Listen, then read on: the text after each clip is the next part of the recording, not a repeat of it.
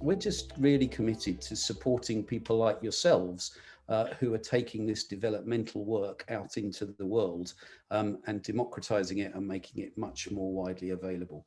So, so thank you for what you're doing, everyone on this call with that. It's a great pleasure to welcome a big group today from Russia as well. And one of the things that I'm very conscious of is that this work is becoming really global. And people are becoming very interested in the profile that Bill and Elaine have developed, but also the research that goes behind it. And just to introduce Elaine first, Elaine's been deeply engaged in developmental theory and thinking and practice for the last 25 years. She's a co-creator of the GLP. Bill and Elaine created the Global Leadership Profile between them. I would say that Elaine's an innovator and a creator of new thinking around this field, bringing new insights, new what she would describe as angles of entry to understand this work. A lot of you will have come across Elaine's work with imagery and how images can really bring the complexity of this subject alive. It can really make it accessible for people, and that's been a lot of Elaine's work. But Elaine, as we start, just as a sort of by way of introduction, what's on your mind at the moment of what's going on in the field? Hi everyone, good to be here today. It feels that we've been on the development hunt for many years, and Bill, you a particularly long time.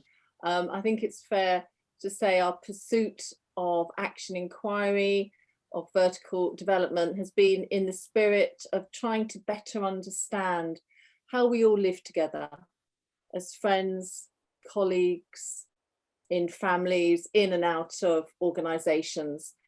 We are always learning new ideas. We're always finding out different things about this work. And what's up for me is, well, it's pretty much as it often is, so maybe I need a bit of a reboot, but it's how we can look ever more squarely at vertical development and action inquiry to see how it plays out in life, in action, because that's what really matters. And so how we can stay alert to the fluidity, the beauty, the imperfections in how people work with their action logics. Looking squarely again, maybe that might mean how we can look out further beyond the individual into the outer world, how we live together both locally and remotely, and how we might use a vertical lens to help us to better understand and challenge how we are living together in this world. Thank you very much.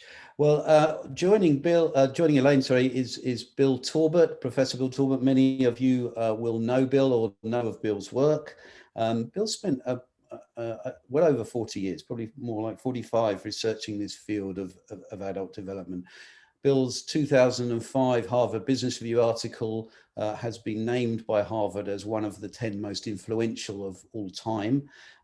You probably know that, and we're here today because we're delighted that Bill's took the time last year to create an update, a 15 years later update on that article. So we'll be talking a bit more about that and the data that we shared in that. I find Bill generous, deeply insightful, and amazingly passionate about this work, despite having been in the field for so long. Bill, perhaps you could start, like Elaine, with just sort of what's on your mind at the moment. One thing is, you know, my work began as action inquiry. I had no developmental theory to begin with. I discovered a developmental theory through my practice and through trying to understand my practice. So action inquiry has always been very much the central active process for me from moment to moment and day to day and year to year. And the developmental theory, the vertical development theory, simply suggests some points along the way that one may discover for oneself. And so to me, the vertical development theory is either only just a beginning of the adventure. The real adventure is the action inquiry. we had an extraordinary day in America on January 6th. It was a day when two Democratic candidates for senator from Georgia both won to change the composition of our Senate. And then in the same day, we had the insurrection for the first time in our history from within.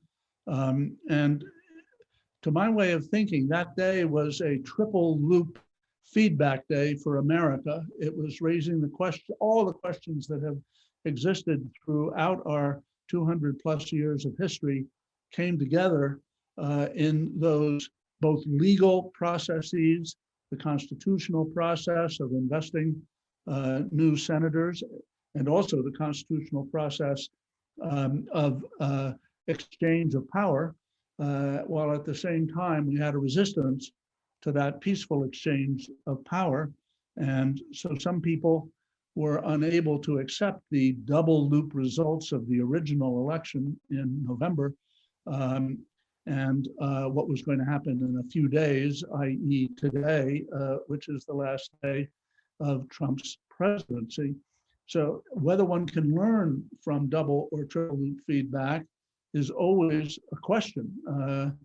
And indeed, that is a very big question for us as America, and I hope it keeps a lot of us alert. And when you were working on the article last year, obviously there'd been a gap of 15 years since your original article. I'm sure the people listening would be interested to know what for you had shifted over that 15-year period.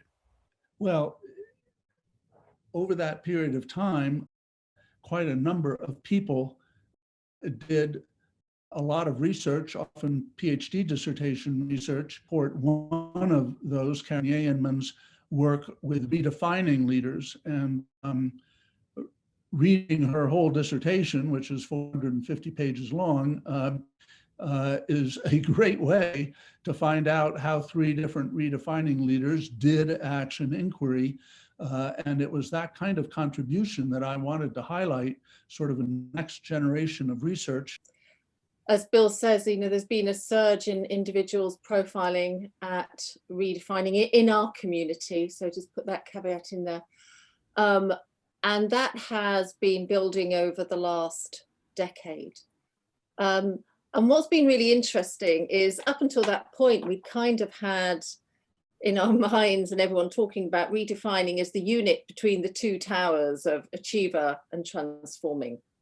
And then suddenly we have not only a lot of people profiling at redefining in the leadership community, so we're seeing a change in that community, how they're placing attention, but we're also, and picking up on Bill's point of keeping this real, we're also having access through many hundreds of conversations to individuals profiling at redefining and how they are experiencing that redefining as individuals, and how the organization is in turn experiencing that community.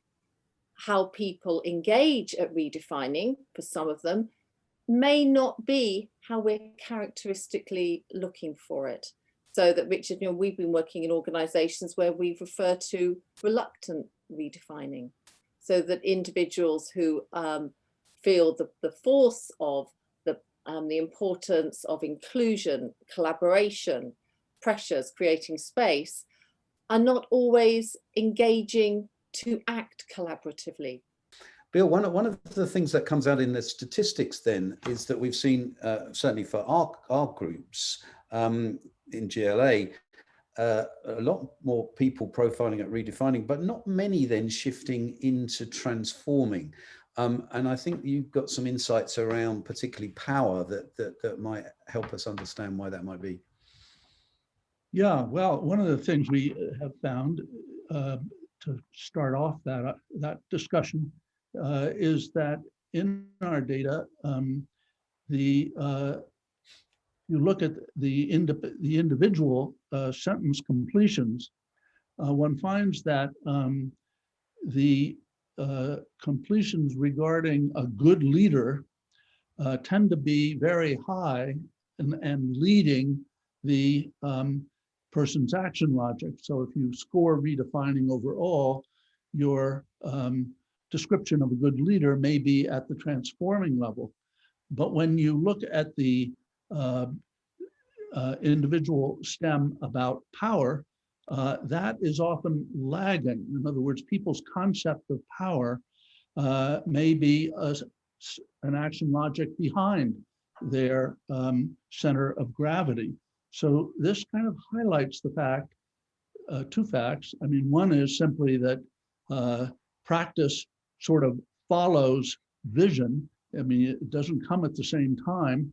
And there's a whole process, indeed, the whole transition from redefining to transforming is in part a transition from a new capacity for visioning to a new capacity for doing, for being able to implement collaborative type visions. The redefining action logic begins to believe in and to assert collaboration as an important way of making decisions, but frequently doesn't yet have the skills to follow through, and particularly the skill of confronting differences between people's espoused theory of how they act and their actual behavior.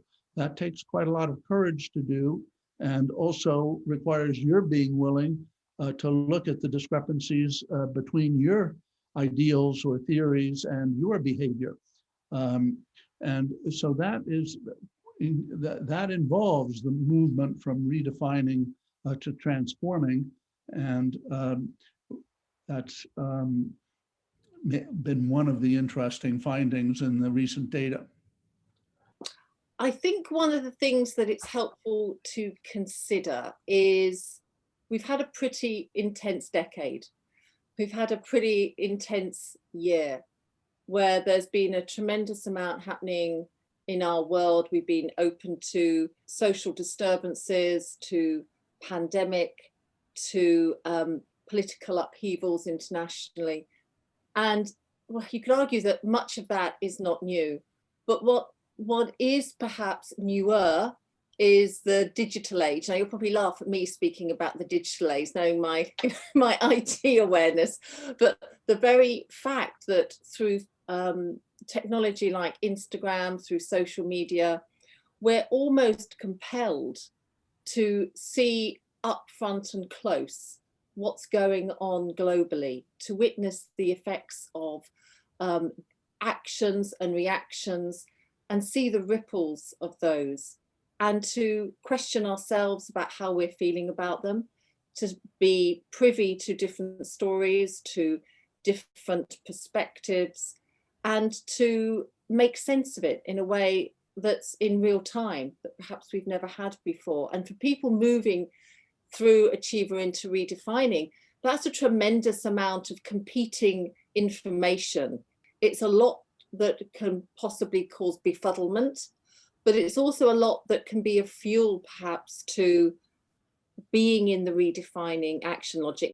So there've been so many groups. So I hope you've had rich discussions. We're just going to hear back briefly from three groups. And Christine Champion, I know, is with us somewhere. And Christine is executive coach in the Financial Centre, senior leaders in the City of London.